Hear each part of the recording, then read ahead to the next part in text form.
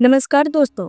क्या आपने कभी सोचा है कि भगवान भी रो सकते हैं? जिस शक्ति ने पूरे ब्रह्मांड को रचा, जिसके इशारों पर सूर्य जलता है, जिसकी इच्छा से समय चलता है, क्या उसकी आंखों में भी आंसू गिर सकते हैं?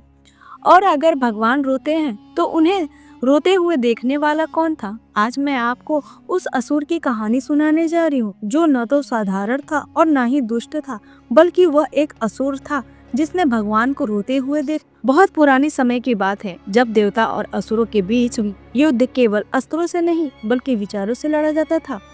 देवताओं का विश्वास था कि भगवान न्यायप्रिय हैं और असुरों का विश्वास था भगवान पक्षपाती हैं। इसी दंड के बीच जन्म हुआ एक असुर बालक का, जिसका नाम विरोचन था। जन्म के समय वह रोया नहीं, बल्कि उसकी आंखों में एक प्रश्न थे। बचपन से उसे सिखाया गया, देवताओं को सब कुछ मिलता है और असुरों को केवल संघर्ष। भगवान देवताओं की सुनती है, असुरों की नहीं। ये बातें धीरे धीरे उसके मन में आग सी बन गई। जैसे जैसे विरोचन बड़ा हुआ, उसकी शक्ति भी बढ़ती गई, लेकिन उससे भी अधिक बढ़ता गया उसका एक सवाल, अगर भगवान सबके हैं तो हमारा दुख क्यों नहीं देखते? अगर भगवान दयालु हैं तो हमारी प्रार्थनाएं क्यों अनसुनी रहती हैं? एक रात अंधेरे पर्वत पर खड़ा होकर उसने आकाश की ओर देखा और चिल्लाया, अगर तुम सच में भगवान हो तो मेरे सामने आओ। उस दिन उसकी तपस्या शुरू हो गई। वर्ष बीत गए, धूप से उसका शरीर जला दिया, वर्ष ने उसे तोड़ा, ठंड हवाओं ने उसकी हड्डियां जमा दी, पर वह हटा न भक्ति में न लालच में, बल्कि एक सवाल।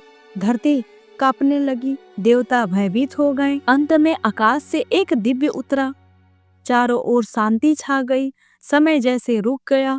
और तभी उसके सामने भगवान प्रकट हुए, मुख पर असीम करुणा, आंखों में अनंत गहराई। भगवान बोले वश्य वर मांगो। लेकिन विरोचन ने सिर नहीं झुकाया।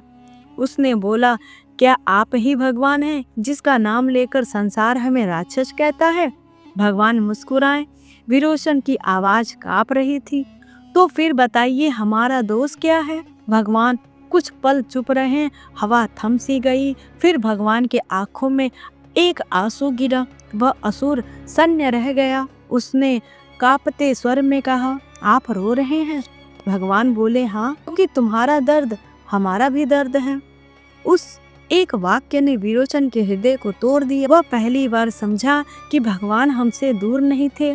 भगवान बोले, मैं किसी का पक्ष नहीं लेता, मैं सबको एक समान प्रेम करता हूँ, लेकिन हर आत्मा अपने कर्मों से अपना मार्ग स्वयं चुनती है। असुर और देवताओं का अंतर जन्म से नहीं, विचारों से बनता है। विरोचन रो पड़ा, तो क्या मेरे लिए भी मुक्ति संभव है? भगवान मुस्कुराए, जिसने मुझे रोते देखा उसके लिए द्वार कभी बंद नहीं होता।